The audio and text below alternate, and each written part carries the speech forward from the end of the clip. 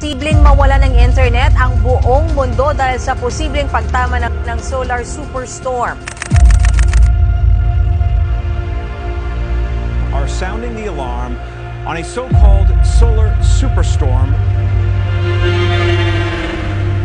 If it were to occur, it might take a decade for us to recover.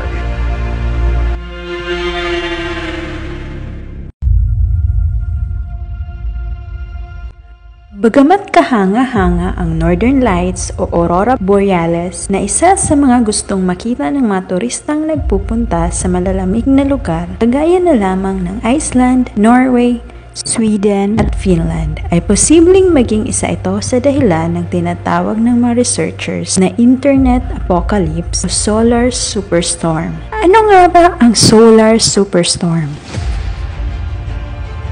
Ayon sa scientists sa Amerika, nangyayari daw ito kapag sobra-sobra ang inilalabas na enerhiya ng araw sa pamamagitan ng solar flares na nakakaapekto sa magnetic fields sa buong mundo na pwedeng maging sanhi ng kawalan ng internet na posibleng umabot ng linggo o buwan bago makarecover ang buong mundo. Kaya naman, todo ngayon ang paghahanda ng mga eksperto upang makagawa ng early warning system. Ayon kay Professor Peter Becker ng George Mason University na siyang lead investigator sa proyekto na ginagawa ng Universidad at ng Naval Research Laboratory sa paggawa ng early warning system, ito ang kauna-unahan sa human history na magkakaroon daw ng mataas na solar activity na kung saan tayo at ang ekonomiya ng buong mundo ay mas depende na sa internet. Ano nga ba ang mangyayari kung magkakaroon ng solar superstorm sa mundo?